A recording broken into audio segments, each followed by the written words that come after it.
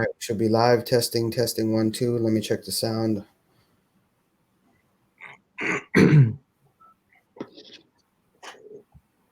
Should be live. Testing. Okay, that's good. All right, guys, welcome to the podcast, Next Level Business Podcast. Can't even remember what episode we're on. We've been shooting so many, but excited today. I'm here with Shane, and I got Mr. Morad Fiki, top selling agent, luxury real estate in Houston. Welcome to the show. What's up, everybody? Thanks, man. How's it going? Glad to have you, bud. Thank you so much. So the reason why I invited Morad onto the show, our wives actually met at Elena Cardone's event, and so we've been connected online. And Morad does a great job at social media, and most people struggle with that and they don't leverage it. So I want to bring Morad on the show, talk about how he's used it to elevate his business, his presence, attract the right customers, and grow his business just leveraging social media. So Morad, can you tell us a little bit about how you got started and about your background, what you do now? Oh yeah, I started in real estate about 8 years ago. Upon my discharge from the U.S. Navy back in 2013. And then it was a great opportunity that I could pursue my dream of becoming a real estate mogul here in Houston, Texas. And so it's been great. It's been a great ride. Honestly, I feel like I've just gotten started. Even though I've risen to being probably the top 0.5% of the agents, there's probably over 45,000 agents here in Houston. Wow. And being in the top 250, I still feel I got a long way to go. I mean, I feel like I just got started. So I don't even feel that I've even scraped the surface yet. But it's been a blast. Just really having a blast doing it. What made you go into real estate? Oh, I've always loved real estate. Real estate is probably top 9 out of 10 biggest ways to create wealth. I mean, even though all of the technology and, the tech savvy companies and, things change fast as far as now you order food, you get it delivered to you via DoorDash or Uber Eats, or you just use your phone to get a ride, or Netflix, or there's so many things that have changed. But there will always be the need for real estate. People need a place to live. People need a place to relax. People need a nice resort that they can go spend a vacation on. People need that the real estate investment of commercial real estate or cash flow, multifamily investing. So there will always be a need for real estate. It might shift in that, like, you have a company with like Airbnb, they just launched their IPO, and within a day that company's more valuable than Hilton, Marriott, and there was like some other big brand that have been around for years. So the paradigm can shift. Right now there's a platform revolution where everything's on a platform, but the inherent value of real estate will always be there. And that being said, I love real estate as an investment opportunity because, you look at the stock market. When COVID hit, the stock market got cut in half instantaneously, overnight. I mean, it went from, I forget what exact number it was, but it really literally got cut in half overnight. The fact with, you're not going to have a $200,000 house go from $200,000 to $100,000 overnight. Unless there's a fire or a hurricane or a flood. I mean, there has to be a catastrophic event that literally wipes out the house for it to lose that much value overnight. It'll fluctuate here and there, but it's not going to get cut in half unless there's a catastrophic event. And for that, you have insurance. So real estate is just a great way to diversify your investments. I'm not the guy to tell you don't buy stocks like say Grant Cardone might say that. I don't believe that. I have stocks, and I do believe in the intrinsic value of companies. And I think over time the stock market, can be a good investment, but you should diversify. You should have real estate investments and stocks. So I've always loved real estate. That's why I got into real estate. Gotcha. Yeah, that's great. A lot of people come in, and especially with Grant, he's like, if you can't see it, and there's some truth to that, but obviously, like you said, diversification is always good. And I'm glad you have that perspective. 'Cause me and Shane also, we have the same, it's like business, real estate, stocks, bonds. Yeah, absolutely. Yeah, and we really believe in all three. And so, you're testing to the real estate side. And honestly, real estate's created more millionaires than any other asset class that there is. So exactly, you're right on about that. Tell me how you got to you gravitated towards the luxury real estate side. Oh man, there's just something fascinating and sexy about $1 million plus homes. I love it. I love the feel and just the architecture or the different styles. There's something special about custom luxury homes where every home is its own. And you're not going to find two identical custom luxury homes. You might see the same style, like the modern, the contemporary, different type of styles that kind of catch a trend, but each home is unique in its own way. And I just love that. So how long did it take you to get to that level? Because when you start out selling real estate, I've got a license too. I've had it forever, but I just do it, on the side. I've never done it full time. How long did it take you once you got into that to say, okay, I want to go to the luxury high end market? I started immediately because that's what I went after. The other great thing about real estate is there's so many different classes, asset classes. There's commercial leasing, residential leasing. There's the high-end luxury. There's representing tenants who are going into commercial properties. There's multifamily. There's skyscrapers. I mean, there's so many different asset classes. So, when I came in it, that was really what I went after. Whereas someone else might just want to. I have friends who are commercial brokers. All they do is commercial deals. But that's what they enjoy doing. So for me, it was high-end luxury homes, and that was just what turned me on, and I just went after that from the beginning.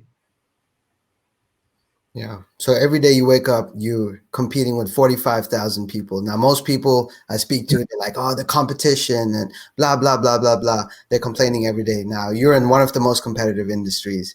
So yeah. I don't believe I'm competing against 45,000 agents because honestly, 95% of them aren't doing any business. I think HAR put out a study, the Houston Association of Realtors, and 95% of the members of HAR, there's 45,000 members or close to 45,000. I think it's 44,000 and change. 95% of them did either 0 or 1 transaction last year. Interesting. So, the majority of agents just have a license. They do a deal here and there, or, they just got their license. They do it part-time. They think that, well, if somebody needs to buy or sell, I'll help them. But the truth is, if you don't do this at a very high level, how can you get good at it? If you don't do this full-time, how can you get good at anything if you're doing it here and there? Anything that you do here and there, you're never going to be good at. So I don't feel I'm competing against 45,000 agents. I'm probably competing against the top 200. Yeah. And that's who I'm going after. Gotcha. So what are some of the things that you do to like stand out from them? Well, the mainly is I use social media at a very high level. The majority don't really harness the power of social media. Social media is just, and then there's so many different avenues. You have Facebook, Twitter, LinkedIn, YouTube. So every platform has its own demographic, its own audience. I have people who are on LinkedIn, but they're not on Facebook, and vice versa. Some people are on Facebook, they're not on LinkedIn. Or some people are on Twitter, but they're not on Facebook. So every platform has its own audience, and I can reach people on a massive scale if used correctly. And that's the thing that, that's why I've taken social media advertising and social media.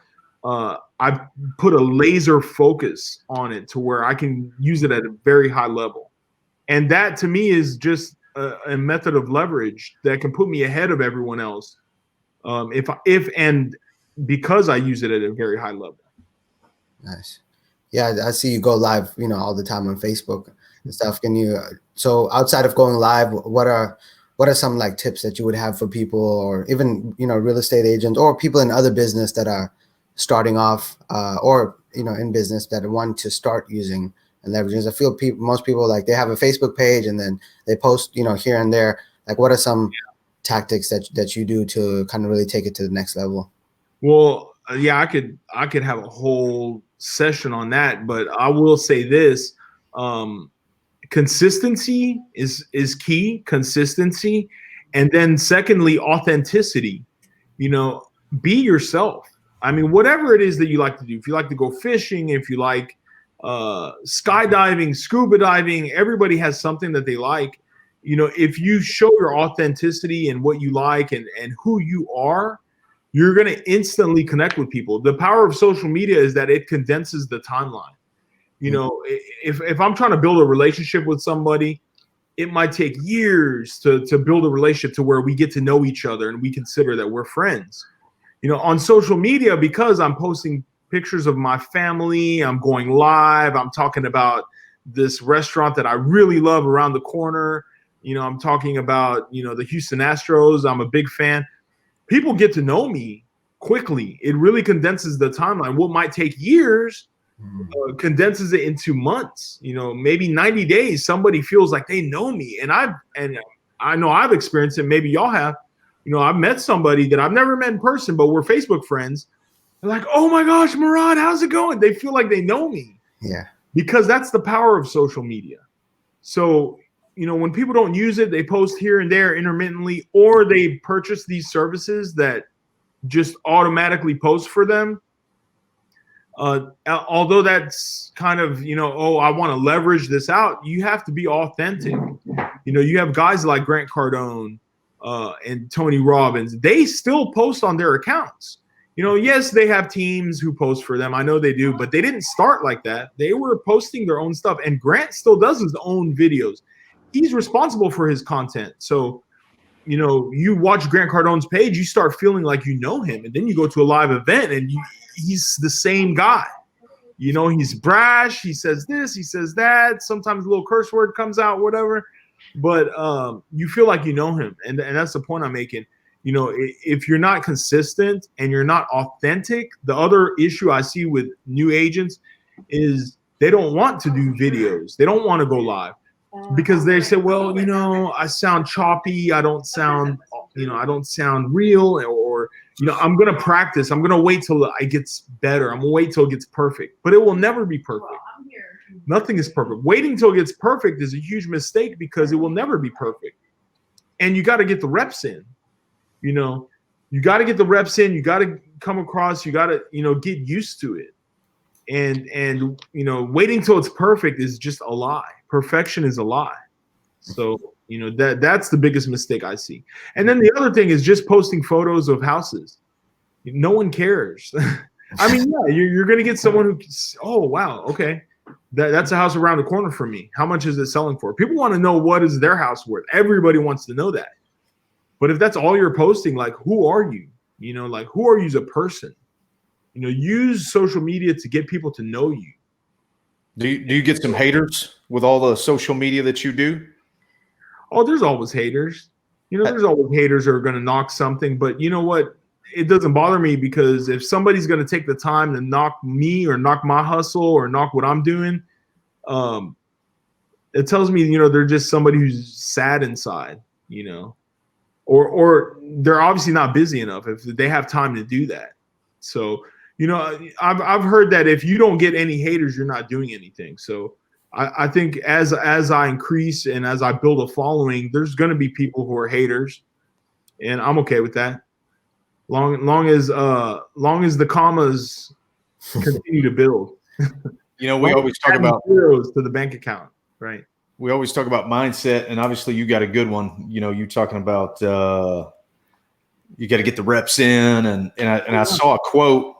I was watching one of your videos, and I heard one of your quotes, and it was, "My business only grows to the extent that I grow." Oh yeah, and I love that. That's, you know, it's all about mindset, right? So expand on that a little bit. Yeah, well, every business is limited by the psychology of the leader. You know, and so, you know, until you can expand your mind and get a bigger level of thought, that's where you're going to plateau. And we've all experienced this. I've experienced this.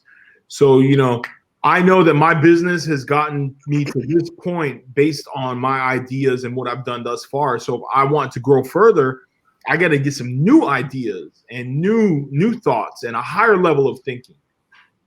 And that's why, like I was doing Tony Robbins' Date with Destiny last week, and it was amazing. And, I know that I got to get new ideas in. So I'm always seeking growth. And, I go to all the Grant Cardone events, Tony Robbins. I love all that stuff because I'm always seeking growth. If you're not growing, you're dying. And so, there's no middle of the road. Either you're growing and expanding or you're contracting. And so, I'm always looking for expansion. Do you have something that you do daily? Yeah, definitely. I work out every day. So I'll start my day with my workout. I get my blood flowing and just spend time to take care of myself. I got to take care of myself before I can take care of anyone else. And since June, I've lost 35 pounds. Nice, so, yeah, man, it just and what people don't realize, you make just minor tweaks, minor commitments to yourself, and you'll get huge compounding results over time as long as you stick with it. I think where everybody's biggest problems, I've been guilty too, is quitting. 3 feet before gold, you just quit before you strike. And because you're not seeing, we all want immediate results. 100%. But the thing is, you can get results in 90 days. And about anything you do, you can get results in 90 days. You commit to something, you work out for 90 days, see what happens. Change what you eat for 90 days, see what happens. But people want immediate results. They stop, after a week or two because, I didn't see any results. But the thing is, there's a lot of results. You start working out every day, and within that first week, your body's changing. But it's changing at a subliminal level. You can't really see it. But after 90 days, then you start seeing when you're shredding the weight. I lost 6 inches on my waist. I'm starting to see more definition. But it took a little bit of time. But a week or two, I started feeling better. I started having more energy. So I think just too many people quit too early. And so, I got to take care of myself before I take care of anyone else. That's number one. And that way I have my energy, my vitality. Without energy, my business is not going to grow, and I can't take it to the next level. So I need energy. I need a lot of energy. I need to be energized. And then, after that, I get to work, and then I take time. I take time in between the day to stop and read something that can feed my mind, or watch something that, is inspiring to me. And I think that's very important. We all need to be inspired. We should inspire others, but first we need to be inspired. 100%. Totally agree with that. Yeah. Morad, how big is your team right now? Oh, right now, my wife and I are running the team, and then we have a VA and we have a transaction coordinator. Okay. And we've been looking to hire, but we're being very selective. We want to make sure. The thing is, we have high expectations that we put on ourselves. Right. And so, we are looking for high level producers. Right. We're not looking for, to have an extraordinary team, we need extraordinary people. And so we've been very cautious and just, looking at different people. But yeah, we're growing right now. We're in a growth mode. Right now, we're having the best year of our career right now. Nice. So yeah, I was just telling Jazz too, like my wife, that like we already passed last year's net profit, So even though it's pandemic, like, hey, we can still, it's all about the mindset. Anyone could have just folded up shop, and a lot of people did, but stuck through it and stuck with it. So the VA you have, it's overseas, obviously. Yeah. So can you talk a little bit more about that? I know a lot of people don't use that, and leverage, their time with that. It's great. I mean, I've learned, and I regret, if I could do one thing different, I would have hired an assistant and a transaction coordinator way sooner than I did. Because, it's like Gary Keller says, if you don't have an assistant, you are the assistant. And if I'm spending my time on administrative tasks, I'm working in the business, not on the business. I can't look at growth and bringing new business in the door if I'm doing all the administrative stuff. And that's been a big growth learning for me, because I'm the guy who I want everything done perfectly, and who's going to do it better than me? Right. But I got to let go. And I've learned that, even if somebody can do it 80% as good as me, that's good enough if my time can be better spent elsewhere. Gotcha. Yeah. Yeah. I think a lot of people are missing out on that. Yeah. We have 2 virtual assistants. We're trying to get Shane one as well. But yeah, leveraging the time overseas, it's not as bad as people always are scared, like, they're gonna take my information and run away. But it's like, No, actually, this VA's been with me like I think going on 4 years now. yeah, I hired her even before the transaction coordinator, and she's been fantastic. I mean, she's stuck with me for a long time. yeah. And I take great care of her, and she adds a tremendous amount of value. Can you share like just some of the stuff that she does for you? Data entry, updating the database, requesting sign and lockbox delivery, photography. So like scheduling all of this stuff, there's a lot that goes on behind the scenes. When we have a new listing that we're going to put on the market, there's like a 20-step process that we have to go through. Perfect. Yeah. So people just see the listing like, wow, it just magically appeared online. There's a lot that went on behind the scenes to get it ready. So help with all of that. That's really huge help. And then on the back end too, when something's going to close. Right. Yeah, I like that. Expanding. As far as your personal investments, like, are you heavily invested in apartments, single family, commercial? What are you looking at? Yeah, we started this year. We're starting to do some development. So we're building 5 new construction homes in West Columbia, Texas. It's a beautiful community about half an hour south of Pearland.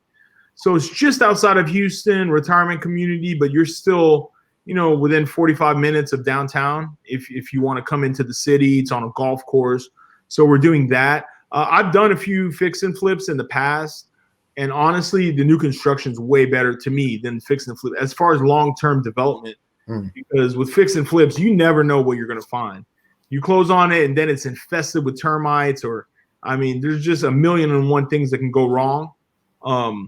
So we're doing that. As far as long-term wealth creation, I'm big into multifamily.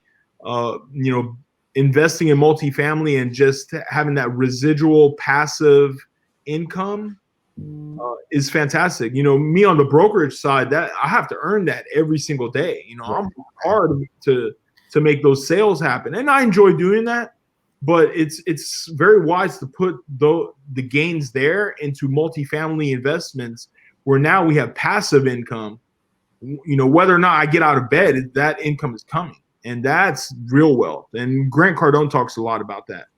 But and he says, he has the jets, the cars, all of this, but it's his passive, it's his cash flow that pays for that from these investments. He didn't have to wake up and work for that. And that's, if I had to wake up and work for that, I wouldn't buy all this stuff. So that's really where the wealth creation is. And then I love, investing in the stock market. I believe in intrinsic values of companies, but like Warren Buffett says, he wants certain companies, but at the right price. So, I'm always watching, and just when something happens, I bought Tesla. My Tesla stock right now is up about 2,000%. And I bought Tesla stock when Elon Musk got caught smoking weed on a podcast. With Joe Rogan. Yeah, he's smoking weed on a podcast. So the stock price tanked because they're like, oh, he's going to lose his Air Force contract, And I was like, no, he's not. And by the way, like, him smoking weed has nothing to do with the intrinsic value of the company. So when the stock price tanked, I was like, I'm buying. And I knew it was gonna bounce back, and it rebounded fast. And now it's up like 2,000%. My only regret is I didn't buy more. I should have bought as much, even more. So that's what I'm looking for. I have a list of companies that I like and I believe in as far as long-term growth. And if I can buy them cheap, and that's my investment strategy. It's not anything crazy. So, and we all know the companies. Google, Apple, Tesla, Berkshire Hathaway, Nike, Coca-Cola, all of these companies that have been around for years and are going to most likely be around for a long time, but at the right price. When they're high and they're expensive, I'm just waiting for something stupid to happen where the stock price tanks, and then I jump in. Yeah, what you said is a great way to do stock investing. There's a whole lot of strategies you can do, and you can get with these advisors, but at the end of the day, a great way to do that is get you a list of 4, 5, 6 stocks that you know, that you love, that you've done a little bit of research on, and buy on the dips. So when they get down to a price that you like, you can buy them. And I'm a believer of selling the rips. So if they start to run a little bit, way more than they should, sell some of that off.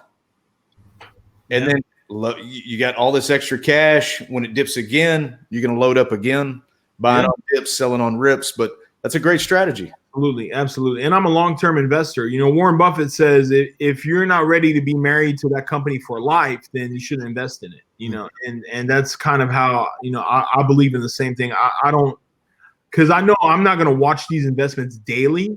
Right. But if I get it at a great price and I can hold on to it for the next 20 years, it should triple or quadruple or quintuple in value. And so that's really, you know, what I'm looking for. I bought American Airlines when they filed Chapter 13 bankruptcy. And I said, there's no way the U.S. government is going to let American Airlines go down. So as long as they make it, because I got it for pennies on the dollar. And I said, as long as they don't go under totally, eventually it'll come back. And I made a huge return on that. You know, March, or are you talking about in the past? On American Airlines, yeah, when they filed Chapter 13. You're talking about this was a few years ago. Oh, a few years. Okay, I got you. I don't think they recently filed. It was a few years ago. They got in trouble and they filed Chapter 13 to reorganize. I got you. You know, and it gave them the breather they needed to reorganize. So I knew that. So, you know, that's what I'm looking for when there's just something happens and I still believe in the company. You know, I'm diving in. When Disney was $70 a share when COVID hit, I knew, like, Disney, like, come on.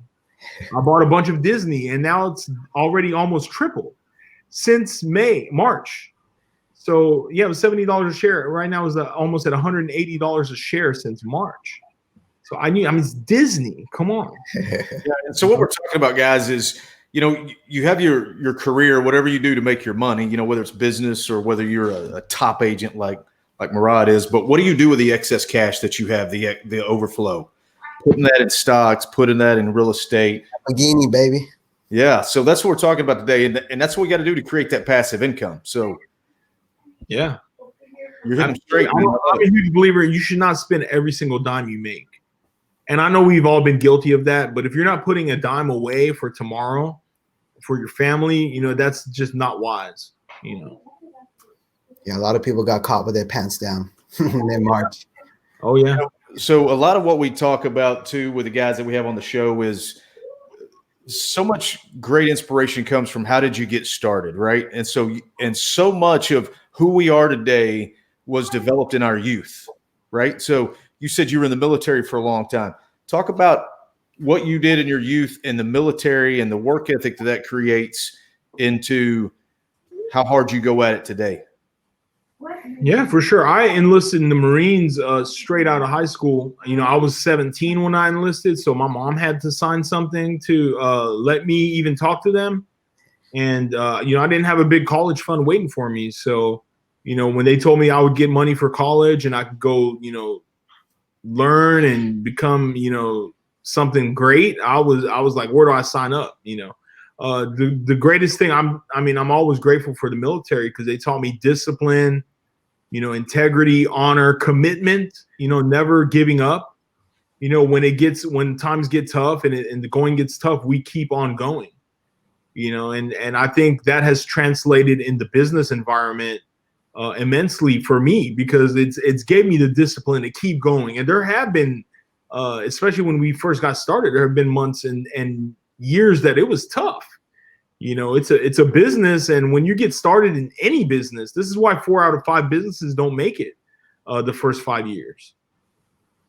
So, I mean, it was that discipline and that, you know, just that dedication to duty that I learned in the Marines that has stuck with me all my life. That's good. So what do the next 5 years look like for you? I can tell sky's the limit, but what do you have? $1 billion company, baby. Come on now. So, yeah, I mean, you know, I just look forward to expanding our business, taking over Texas for sure. And, you know, getting involved in other businesses. I mean, again, with social media and with everything else going on, this can translate into so many different things beyond real estate. So, sky's the limit, but I look forward into taking our brand and our vision worldwide within the next 5 years. Absolutely. You want to plug your brand? Yeah. So, Let's go. yeah, I'm on Instagram, Morad.Fiki. That's MORAD.FIKI, Morad.Fiki, just how it's spelled below. Just put a dot in between Morad.Fiki. Hit me up on Instagram. Let's keep in touch. And my website is HoustonLuxuryRealEstate.com. What I will add is the #1 website for luxury homes in Houston, Texas. Nice. A lot of people, I tell people all the time, like, keep your website simple, man. They're like adding like 5, 6, 7 words in their website, and like the number 2 or TO, that's it's hard to find. No one's gonna type that in. That's great. You said one more time. HoustonLuxuryRealEstate.com. And as I'm also on Facebook, LinkedIn, Twitter, whatever's your platform of choice, hit me up. Let's keep the conversation going. Now, I saw something on Facebook about a reality show in the future. Is that something you're looking to do, or? Yeah, on my YouTube, I have my reality show. It's called $1 Million Agent. And we have the first 2 episodes on there. So yeah, you can check that out on YouTube. It's pretty cool. Not just real estate. I mean, some fabulous homes, but also, parties and socializing and, events. I mean, it's really cool. You gotta check it out. And I kept it short and sweet. Each episode like 15 minutes. So yeah, definitely. And keep it going. It's inspiring. I'm glad that you're, using all the tools available. So many business owners just suffer without using it, and a small tweak, it can change everything. So hopefully you guys understand what the power of social media. And if you need inspiration, check out what Morad's doing. It's always nice to see you go live and like, man, like, hey, Morad's doing it. I got to hit the live button. I got to go live now, man. So man. I appreciate that and keep it. And thank you for coming on the show. I know you got another meeting to line up. Any parting words for anybody? The biggest thing that I could say is, minor tweaks compounded over time yield exponential results. So don't be dismayed by just making minor tweaks. Little bitty tweaks and little bitty changes can yield compounding results for anybody. And that's in anything. That's in health, wealth, fitness, anything. So, don't give up. All right. Thank you for your time and your inspiration. That's been good. I think hit me up on Instagram or Twitter, YouTube, Facebook, or HoustonLuxuryRealEstate.com. Nice. Thanks, guys. Take care. Thanks for having me, guys.